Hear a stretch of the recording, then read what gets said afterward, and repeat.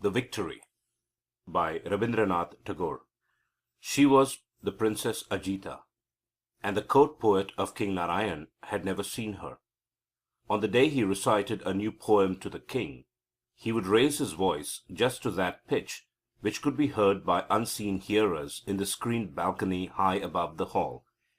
He sent up his song toward the starland out of his reach, where, circled with light, the planet who ruled his destiny shone unknown and out of ken. He would espy some shadow moving behind the veil. A tinkling sound would come to his car from afar, and would set him dreaming of the ankles whose tiny golden bells sang at each step. Ah, the rosy, red, tender feet that walked the dust of the earth like God's mercy on the fallen. The poet had placed them on the altar of his heart, where he wove his songs to the tune of those golden bells. Doubt never arose in his mind as to whose shadow it was that moved behind the screen, and whose anklets they were that sang to the time of his beating heart. Manjari, the maid of the princess, passed by the poet's house on her way to the river, and she never missed a day to have a few words with him on the sly. When she found the road deserted, and the shadow of dusk on the land, she would boldly enter his room and sit at the corner of his carpet. There was a suspicion of an added care in the choice of the color of her veil, in the setting of the flower in her hair. People smiled and whispered at this, and they were not to blame, for Shekhar, the poet, never took the trouble to hide the fact that these meetings were a pure joy to him. The meaning of her name was the spray of flowers. One must confess that for an ordinary mortal it was sufficient in its sweetness, but Shekhar made his own addition to this name, and called her the spray of spring flowers, and ordinary mortals shook their heads and said, "Ah, me!" In the spring, songs that the poet sang the praise of the spray of spring flowers was conspicuously reiterated, and the king winked and smiled at him when he heard it, and the poet smiled in answer. The king would put him the question, "Is it the business of the bee merely to hum in the court of the spring?" The poet would answer, "No, but also to sip the honey of the spray of spring flowers." And they all laughed in the king's hall, and it was rumored that the Princess Akita also laughed at her maid's accepting the poet's name for her, and Manjari felt glad in her heart. Thus truth and falsehood mingle in life, and to what God builds, man adds his own decoration. Only those were pure truths which were sung by the poet. The theme was Krishna, the lover god, and Radha, the beloved, the eternal man and the eternal woman, the sorrow that comes from the beginning of time, and the joy without end. The truth of these songs was tested in his inmost heart by everybody from the beggar to the king himself. The poet's songs were on the lips of all. At the merest glimmer of the moon, and the faintest whisper of the summer breeze, his songs would break forth in the land from windows and courtyards, from sailing boats, from shadows of the wayside trees, in numberless voices. Thus passed the days happily. The poet recited, the king listened, the hearers applauded. Manjari passed and repassed by the poet's room on her way to the river.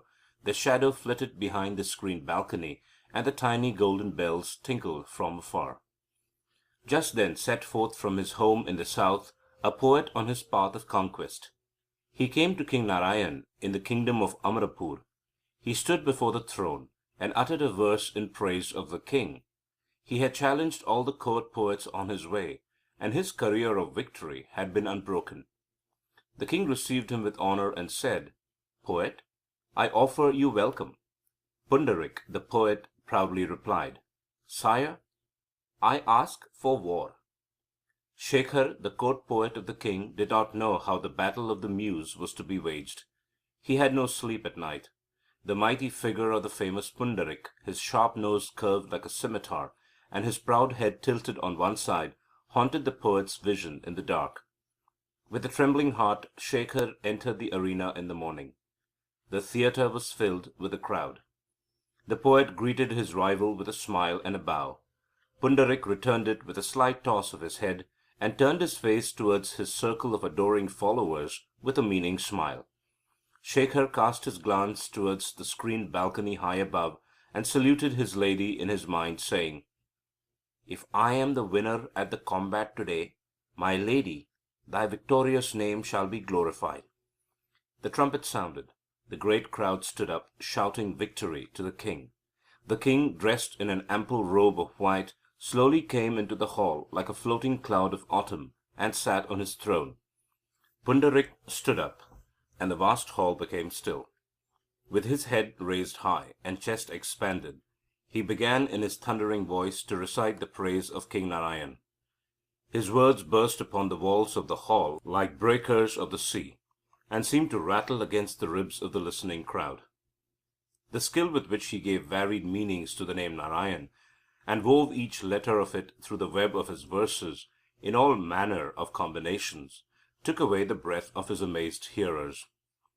For some minutes after he took his seat, his voice continued to vibrate among the numberless pillars of the king's court, and in thousands of speechless hearts.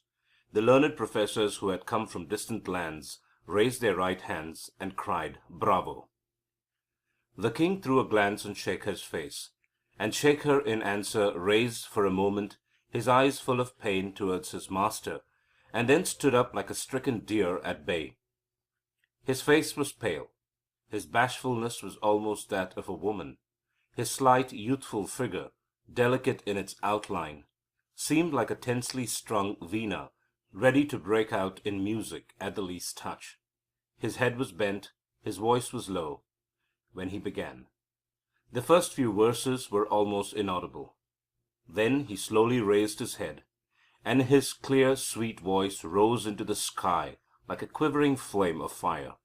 He began with the ancient legend of the kingly line lost in the haze of the past, and brought it down through its long course of heroism and matchless generosity to the present age.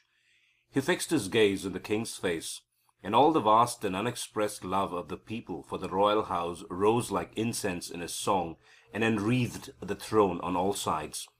These were his last words, when, trembling, he took his seat. "My master, I may be beaten in play of words, but not in my love for thee." Tears filled the eyes of the hearers, and the stone walls shook with cries of victory. Mocking this popular outburst of feeling with an august shake of his head and a contemptuous sneer, Pundarik stood up and flung this question to the assembly: "What is there superior to words?" In a moment the hall lapsed into silence again.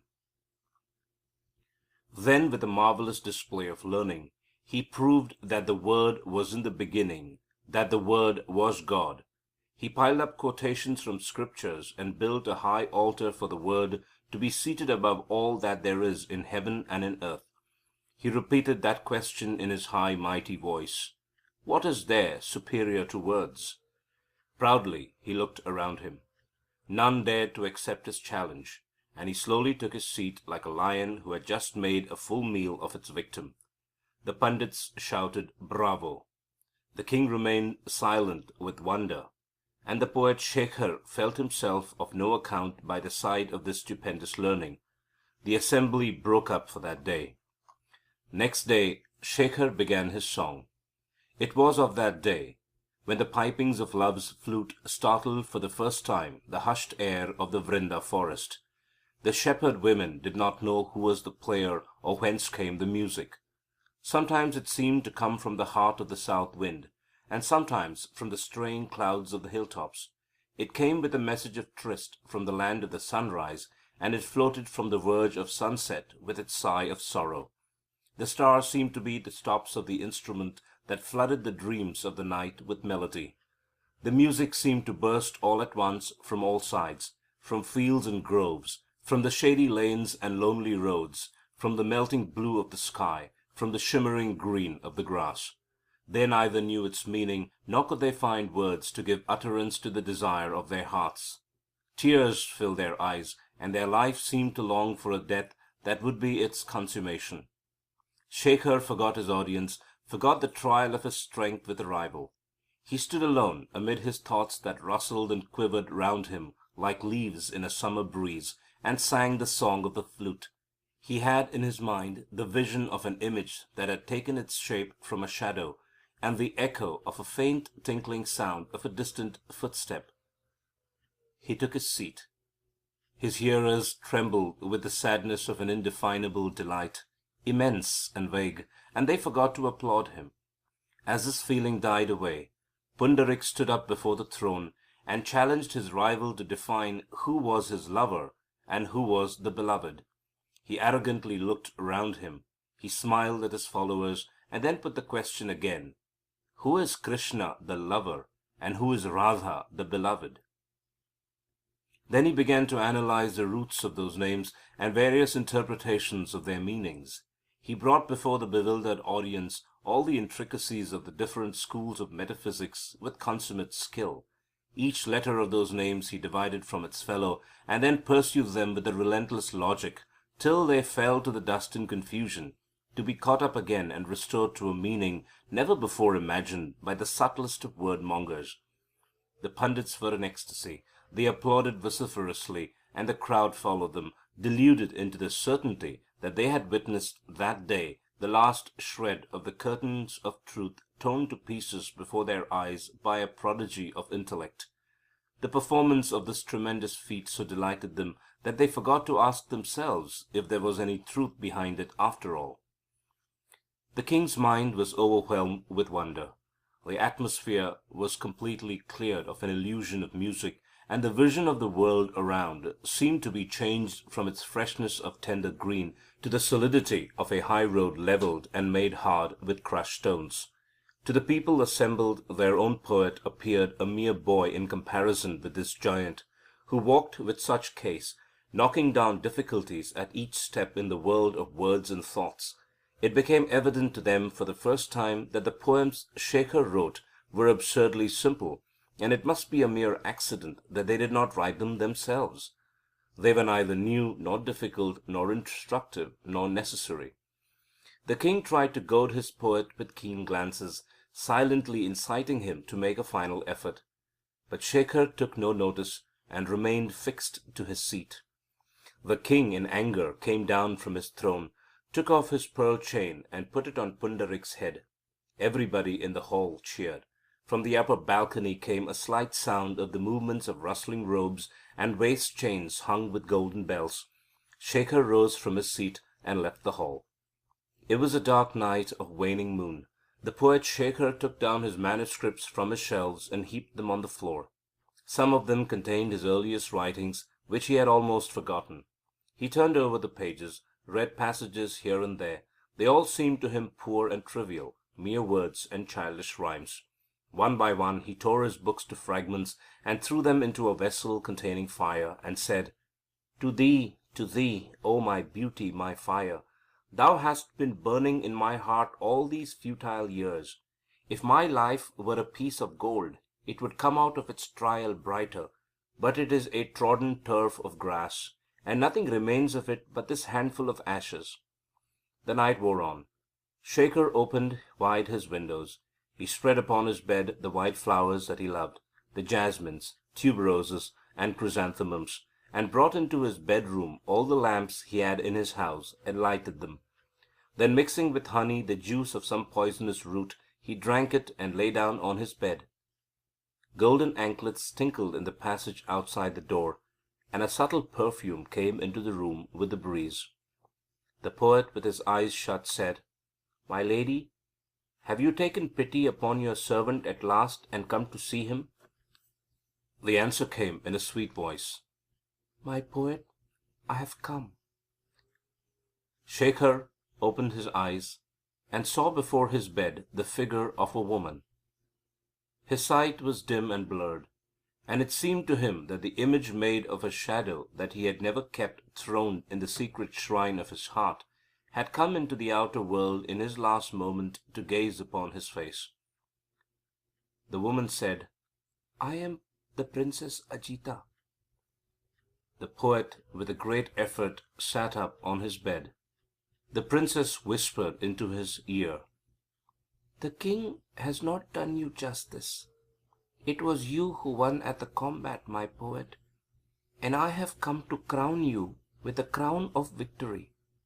She took the garland of flowers from her own neck and put it on his hair, and the poet fell down upon his bed, stricken by death.